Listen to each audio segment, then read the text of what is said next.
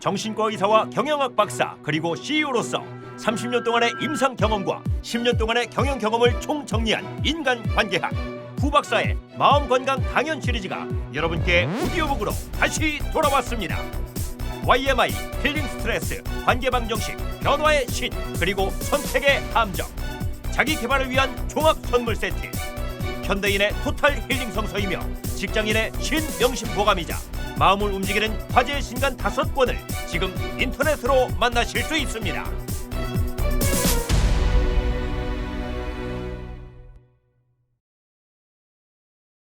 관계 방정식 3. 교류 분석.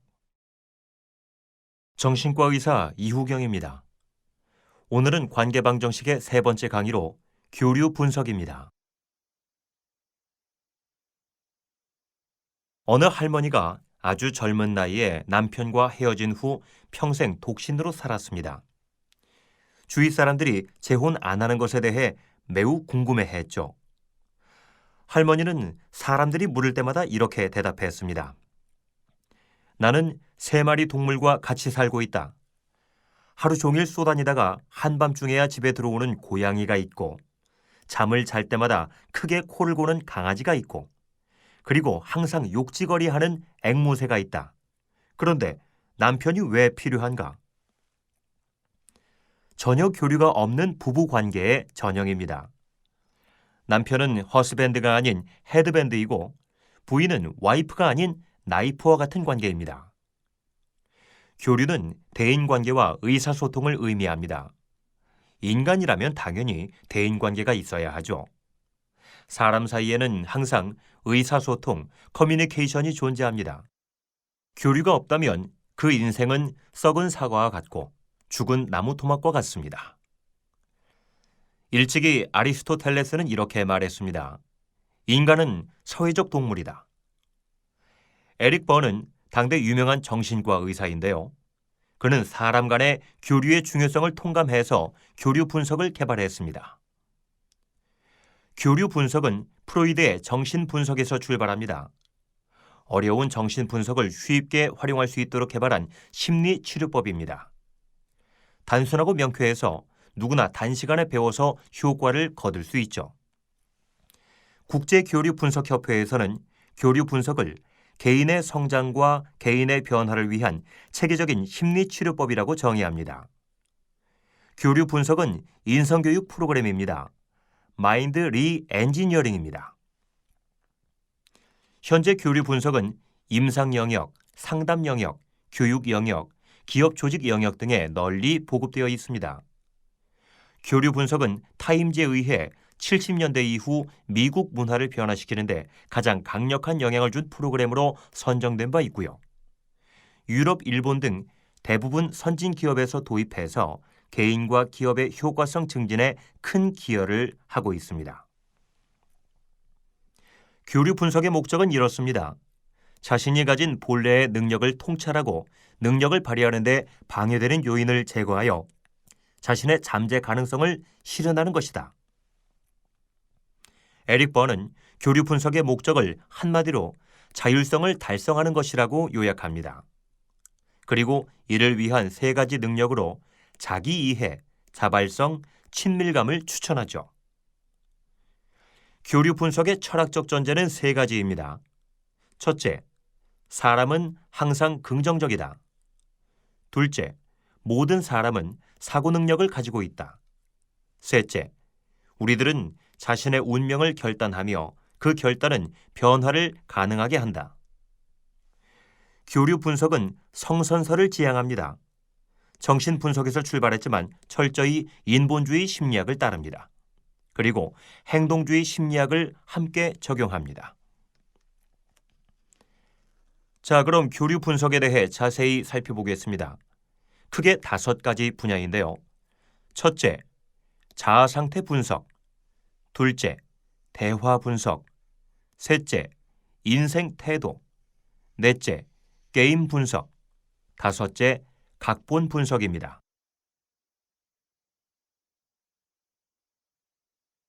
첫 번째 토픽은 자아상태 분석입니다. 사람의 태도와 행동은 마음 상태를 반영합니다. 프로이드는 마음의 구조를 설명하는데 초자, 자, 본능의 세 가지를 상정하고 마음의 기능을 설명하는데 의식, 무의식, 전의식을 상정했습니다. 프로이드는 마음을 설명하는데 이론적으로 접근했지만 에릭 번은 철저히 경험적으로 접근합니다. 교류 분석에서 마음의 구조를 설명하는데 세 가지 자아 상태를 상정하고 마음의 기능을 설명하는데 5가지 에너지를 상정합니다. 교류 분석은 크게 구조 분석과 기능 분석으로 나눕니다. 구조 분석은 그 사람의 자아 상태가 어떻게 발달해 왔는가 하는 발달사적으로 보는 분석 방법입니다. 주로 각본 분석에 사용되죠. 기능 분석은 태도나 행동을 밖에서 관찰하여 보는 분석 방법입니다. 주로 자아 상태 분석과 대화 분석에 사용되죠. 세 가지 자아 상태는 부모 자아, 성인 자아, 어린이 자아입니다. 내 안에 세 가지의 나가 있는 거예요. 부모 자아는 부모의 마음으로서 가르침을 받는 나입니다. 성인 자아는 성인의 마음으로서 생각하는 나이고요. 어린이 자아는 어린이의 마음으로서 느끼는 나입니다. 일반적으로 사람은 성장하면서 어린이 자아가 점점 작아지고 성인 자아가 점점 커집니다. 중년에 이르러 부모 자아가 피크에 이르지만 노년에 부모 자아와 성인 자아가 작아지면서 어린이 자아가 다시 커지죠. 5가지 에너지는 비판적 부모, 양육적 부모, 성인, 자유로운 아이, 순응하는 아이입니다. 부모 자아는 비판적 부모와 양육적 부모 둘로 나누고요. 어린이 자아는 자유로운 아이와 순응하는 아이 둘로 나눕니다. 자아 상태 분석은 나와 상대의 마음 상태를 분석하는 것인데요. 자기 이해와 타인 이해입니다. 지피지기 백전백승입니다. 나를 먼저 이해하고 남을 이해하는 것입니다. 자화상과 타화상이 있죠. 자화상은 내가 본 나이고 타화상은 상대가 본 나입니다. 마음 상태는 5가지 에너지의 양으로 측정합니다. 마음 상태는 관찰자의 느낌에 따라서 다르게 보이죠. 마음 상태는 특정 환경과 상황에 따라 다르게 나타납니다. 집과 직장에서 다르게 나타나고요. 일할 때와 놀 때 다르게 나타납니다. 관계에 따라서 다르게 나타나고요. 상사를 대할 때, 동료를 대할 때, 부하를 대할 때 각각 다른 모습으로 나타납니다. 자아 상태 분석은 에고그램을 통해서 그래프로 표현됩니다. 그래프는 비판적 부모, 양육적 부모, 성인, 자유로운 아이, 순응하는 아이의 순서로 그려집니다. 5가지 에너지가 5가지 봉우리로 나타나죠. 에고그램은 전체 인격을 표현하는 것이 아닙니다. 그래서 나는 자유로운 아이가 낫다 라고 표현하는 것은 옳지 않고요. 나는 집에서 아이와 놀 때 자유로운 아이가 낫다 라고 하는 것이 정확한 표현입니다. 이것은 그래프의 산봉우리 5개의 모양에 따라 유형이 결정되는데요. 예를 들어 W형은 염세자형이고 M형은 낙천자형이고 역 V형은 방관자형입니다. 비판적 부모 우위형은 권위형이고 양육적 부모 우위형은 호인형이고 자유로운 아이 우위형은 호기심형이고 순응하는 아이 우위형은 걱정형입니다. 비판적 부모 결핍형은 목표의식이 없고 양육적 부모 결핍형은 너무 냉정하고 성인 결핍형은 계획성이 없고 자유로운 아이 결핍형은 너무 억압적이고 순응하는 아이 결핍형은 너무 고집이 셉니다. 현대사회 직장인의 성공적인 에고그램은 다음과 같습니다. 첫째, 부모 자아와 성인 자아가 어린이 자아보다 높아야 합니다. 둘째, 양육적 부모가 비판적 부모보다 높아야 합니다. 그래야 감성적인 리더가 되죠. 셋째, 자유로운 아이가 순응하는 아이보다 높아야 합니다. 그래야 스트레스를 줄일 수 있고요. 요즘 기업가의 화두로서 이런 말이 유행합니다. 입사를 위해서는 IQ가 필요하지만 승진을 위해서는 EQ가 필요하다. 대화 분석은 생산적 커뮤니케이션입니다. 대화 분석은 기능 분석으로서 자아 상태 분석을 전제로 하는데요. 대인관계 개선의 모델은 자기 이해, 타인 이해, 관계 이해의 3단계로 구성됩니다. 대화 분석은 관계 이해에 해당합니다. 교류 분석에서 대화란 쌍방 간의 말과 행동을 통해서 자극을 주고 반응을 받는 것이라고 정의합니다. 행동주의 심리학이 적용되죠. 대화 분석이란 한쪽이 5가지 에너지 중 하나를 선택하여 자극을 준 것에 대해서 상대방이 5가지 에너지 중 하나를 선택하여 반응을 하는 것이라고 정의합니다. 대화에서 자주 나타나는 5가지 기본 교류가 있습니다. 1. 비판적 부모는 순응하는 아이를 부르고 순응하는 아이는 비판적 부모를 부른다. 2. 성인은 성인을 부른다. 3. 양육적 부모는 자유로운 아이를 부르고 자유로운 아이는 양육적 부모를 부른다. 4. 자유로운 아이는 자유로운 아이를 부른다. 5. 비판적 부모는 비판적 부모를 부른다. 대화 분석은 화자의 목적과 대화의 특징에 따라서 상보교류, 교차교류, 이면교류의 3가지로 구분합니다. 상보교류는 화자 입장에서 대화의 목적을 달성하는 커뮤니케이션입니다. 내 마음이 안정됩니다. 상대방이 기대한 대로 반응합니다. 내가 원하는 대로 오래 대화를 지속합니다. 교차교류는 화자 입장에서 대화의 목적을 방해하는 커뮤니케이션입니다. 내 마음이 불안정합니다. 상대방이 기대한 대로 반응하지 않죠. 대화가 중단됩니다. 이면교류는 대화에 포함되어 있는 사실과 의도가 다릅니다. 언어의 메시지는 보통 태도를 통해서 전달되는데요. 말 따로 행동 따로입니다. 상보 교류가 많을수록 인간관계가 좋습니다. 직장에서 대화는 되도록 상보에서 시작해서 상보로 끝나는 것이 좋습니다. 경청이 매우 중요합니다. 교차 교류가 많을수록 인간관계가 나쁩니다. 하지만 교차 교류가 꼭 필요한 상황이 있는데요. 비생산적인 상보에서는 교차 교류를 해야 합니다. 이면 교류가 많을수록 인간관계가 복잡합니다. 원만한 대화를 위해서는 말보다는 이면에 숨겨진 의도를 잘 파악해야 합니다. 건강한 커뮤니케이션을 위해서는 되도록 솔직한 상보 교류를 해야 합니다. 생산적인 커뮤니케이션은 다음과 같습니다. 우선 상보 교류를 합니다. 상대방의 마음을 안정시켜 대화를 지속하는 것이죠. 다음, 대화 패턴을 선택하는데요. 가능하면 성인을 선택해야 합니다. 성인은 성인을 부릅니다. 특히 비즈니스 대화에서는 반드시 성인으로 끝을 맺어야 하죠. 보통 상보 교류를 2번 정도 오가고 나서 교차 교류를 통해 성인을 선택하는 것이 바람직합니다. 자기 주장 사고방식은 매우 중요합니다. 승의 사고방식입니다. 자기 주장이란 공격하거나 참지 말고 말해야 할 것을 말해야 할 때 말하고 싶은 대로 하는 것입니다. 성공적인 자기 주장 태도는 다음과 같습니다. 1. 간략하게 표현한다. 2. I 메시지, 나는 이란 표현을 사용한다. 3. 사실과 의견을 명료하게 구분한다. 4. 위협적이거나 단정적이고 제한적인 표현을 사용하지 않는다. 5. 상대의 의견을 멸시하거나 농담으로 되받지 않는다. 다음 3번째 토픽은 인생 태도입니다. 인생 태도란 삶의 중요한 국면마다 가장 빈번하게 취하는 삶의 기본 자세입니다. 사람은 3에서 5살까지 기본적인 신뢰감을 형성하는 시기입니다.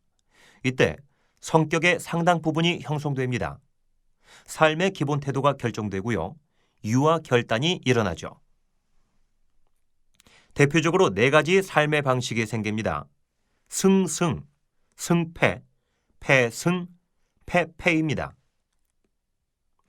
첫째, 승승은 나도 이기고 상대도 이기는 게임입니다. 같이 사는 것이죠. 우리 모두에게 좋은 해결책을 찾아보자라는 패러다임입니다. 승승은 서로 간의 신뢰감을 토대로 합니다. 널뛰기를 하는 것과 같죠. 둘째, 승패는 나는 이기고 상대는 지는 게임입니다. 너 죽고 나만 사는 것이죠. 나는 어떻게 해서든지 당신을 이기겠다라는 패러다임입니다. 경쟁사회에서 대부분의 사람들이 갖고 있는 각본입니다. 돈과 명예와 권력을 쟁취하기 위해서 수단과 방법을 가리지 않죠. 셋째, 패승은 나는 지고 상대가 이기는 게임입니다. 나 죽고 상대를 살리는 것이죠. 나는 항상 희생당한다라는 패러다임입니다. 넷째, 패패는 서로 지는 게임입니다. 같이 죽자는 것이죠. 내가 추락한다면 당신도 반드시 추락할 것이다 라는 패러다임입니다. 다섯째, 승은 내가 이기기만 한다면 상대가 이기든지 지든지 관심 없다라는 패러다임입니다. 최상의 인생 태도는 승승입니다. 승승은 풍요의 심리에서 오고요. 협력의 법칙을 적용합니다. 승패, 패승, 패패는 부족의 심리에서 옵니다. 경쟁의 법칙을 적용하죠. 제로섬 게임입니다. 권위주의 사회에서는 승패, 패승의 법칙이 자주 적용됩니다. 당하고 살던 사람은 반드시 복수하기 마련입니다. 참고 살던 사람은 반드시 폭발하기 마련이고요. 승패, 패승은 결국 패패의 길로 들어서게 돼 있습니다. 용기와 배려의 2차원 매트릭스가 있습니다. 용기만 높고 배려가 낮으면 승패로 갈 수 있습니다. 반대로 배려만 높고 용기가 낮으면 패승으로 갈 수 있고요. 둘 다 낮으면 패패할 수 있습니다. 승승을 위해서는 용기와 배려 모두가 높아야 합니다. 용기와 배려의 균형을 이루어야 합니다. 자신의 생각과 감정을 용기를 가지고 표현해야 합니다. 동시에 상대방의 생각과 감정을 배려해야 하고요. 직장 생활에서 성공하기 위해서는 마음에 안 드는 사람과도 관계해야 합니다. 최상의 게임은 승승이 아니면 무거래입니다. 모두를 위한 해결책을 찾자. 그럴 수 없다면 거래하지 말자. 다음 네 번째 토픽은 게임 분석입니다. 게임 분석은 왜곡된 인간관계와 갈등 관리입니다. 게임 분석은 인간관계에서 벌어지는 심리게임을 분석하는 것인데요. 심리게임은 자신도 모르는 사이에 반복하는 행동 패턴입니다. 심리게임은 항상 부정적인 결말을 가져옵니다. 무의식적이고 습관적이며 반복적이고 후회를 동반하죠. 게임의 공식은 이렇습니다. 첫째, 거는 자와 걸리는 자가 있다. 둘째, 거는 자는 숨겨진 동기가 있고 대응할 만한 사람을 찾는다. 셋째, 걸리는 자는 걸려들 약점이 있다. 심리게임의 책임은 거는 자와 걸리는 자 모두에게 있습니다. 선수가 선수를 알아보죠. 게임은 보통 세 가지 목적으로 일어납니다. 무료한 시간을 때우기 위한 수단, 관심과 애정을 얻기 위한 수단, 자신의 인생 태도를 반복해서 확인하기 위한 수단입니다. 게임의 특징은 다음과 같습니다. 1. 숨겨진 의도가 있다. 2. 성인 자아에 대한 인식이 없다. 3. 전환과 혼란과 결말이 있다. 4. 반복적이다. 5. 패패를 확인한다.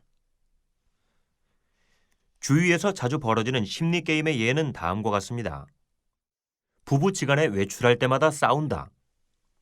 이성관계에서 상처를 주거나 본체만 체한다. 상대가 절박할 때 돈 빌려주고 돈 돌려받으면서 욕을 먹는다. 반복적으로 거절을 유도해서 미움을 산다. 술자리가 매번 술주정으로 끝난다. 도움을 요청한 후 오히려 상대를 궁지에 몰아넣는다. 강사가 마지막 끝날 쯤에 긴 설명을 연장한다. 특히 직장에서의 회의는 60% 이상이 심리게임인 경우가 많습니다. 직장에서의 회식도 60% 이상이 심리게임인 경우가 많습니다. 마지막 5번째 토픽은 각본 분석입니다.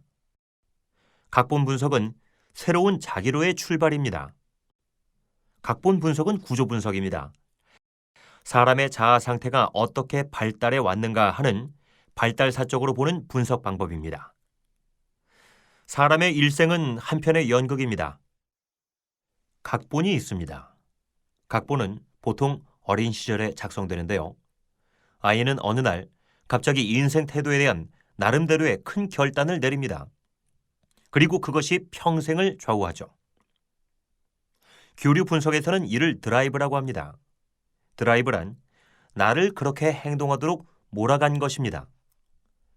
자극에 대한 반응으로 형성되어 반복적인 체험을 통해서 굳어진 자동사고입니다. 보통 부모 자아의 영향에서 오며 나는 이래야 한다, 나는 이렇게 하면 안 된다로 표현됩니다. 각본의 예는 다음과 같습니다. 모니카는 귀족의 딸입니다. 그녀는 미술에 전혀 흥미가 없습니다. 어린 시절 언젠가 그녀는 엄마 옆에서 조용히 수채화를 그리고 있었습니다. 붓을 씻으려고 하는 순간 그만 카펫에 물감을 엎질렀습니다. 카펫은 전날 새로 구입한 아주 비싼 것이었습니다. 엄마는 너무 화가 났습니다. 엉겁결에 딸의 뺨을 때렸습니다. 그 후 모니카는 그림 그리기가 아주 싫어졌습니다. 모니카는 그 사건을 영원히 잊지 않았습니다. 3가지 질문을 해볼 수 있습니다. 첫째, 지금까지 당신의 인생을 영화로 만든다면 어떨 것인가? 어떤 장르일까? 영화 제목은 무엇일까? 당신은 주연인가 아니면 조연인가? 둘째, 영화가 계속 상영된다면 영화의 결말은 어떨 것인가? 셋째, 만약 각본을 수정한다면 어떻게 할 것인가? 수정된 영화 제목은 무엇일까? 인생 각본은 3가지 종류가 있습니다. 승자 각본, 패자 각본, 평범한 각본입니다. 여기 좋은 식구가 있습니다. 승자는 실수했을 때 내가 잘못했다고 말한다. 패자는 실수했을 때 너 때문에 라고 말한다. 승자는 넘어지면 일어나 앞을 보고 패자는 넘어지면 일어나 뒤를 본다. 승자는 시간을 관리하며 살고 패자는 시간에 끌려서 산다. 승자는 과정을 위하여 살고 패자는 결과를 위하여 산다. 승자는 열심히 일하고 열심히 놀고 열심히 쉰다. 패자는 허겁지겁 일하고 빈둥빈둥 놀고 흐지부지 쉰다. 승자의 주머니 속에는 꿈이 있고 패자의 주머니 속에는 욕심이 있다. 승자가 즐겨 쓰는 말은 다시 한번 해보자이고 패자가 즐겨 쓰는 말은 해봐야 별 수 없다이다. 자, 이제 결론입니다. 기러기 이야기입니다. 기러기는 동서고금에서 우리 인간에게 큰 교훈을 준 동물 중에 하나입니다. 기러기는 철새입니다. 기러기는 생존을 위해서 매년 무려 3,000km에서 10,000km나 되는 목숨 건 먼 여행을 시도합니다. 많은 현자들은 이런 기러기떼의 행태를 깊이 관찰했습니다. 그리고 흥미로운 질문을 던졌죠. 기러기는 왜 동일한 대형으로 떼지어 이동할까? 기러기들의 날개 위치가 왜 각기 다를까? 과연 누가 리더일까? 리더는 어떤 방식으로 선발할까? 장기 비행에서 지친 기러기는 어떻게 대처할까? 부상당한 기러기는 어떻게 할까? 수천 킬로를 가는 동안 서로 간에 어떤 얘기를 주고받을까? 해답은 이렇습니다. 1. 동일한 대형은 선풍기 효과를 통한 70%의 거리 이동 효율성을 증가시킵니다. 2. 서로 다른 날개 위치는 차이와 개성을 인정하는 것을 의미합니다. 또한 기능 분담 및 역할 분담을 의미합니다. 3. 모두가 리더입니다. 가장 힘든 앞자리는 돌아가면서 담당합니다. 4. 지친 기러기는 가장 쉬운 뒷자리로 가도록 서로 양보합니다. 5. 홍크라는 소리를 통해 전체를 격려하고 응원합니다. 6. 부상당한 기러기는 2마리가 남아서 돌봅니다. 7. 남은 셋은 다음 기러기 때에 합류하든지 아니면 셋이서 대형을 그리며 비행합니다. 기러기들의 삶은 처음 언급한 전혀 교류가 없는 부부 관계와는 정반대입니다. 참으로 인간적이고요. 활발한 교류, 완전 교류라고 할 수 있습니다. 기러기들은 한 마리의 낙오 없이 따뜻한 땅으로 이동하는 공동 목표를 공유하고 있습니다. 내가 살기 위해서는 전체가 살아야 하고 전체가 살기 위해서는 내가 살아야 하는 상생의 원칙을 준수합니다. 1 더하기 1은 3보다 크다라는 시너지를 본능적으로 추구하고 있습니다. 그리고 공동 리더라는 셀프 리더십을 실현하고 있고요. 교류 분석에 살아있는 실천가라고 할 수 있습니다.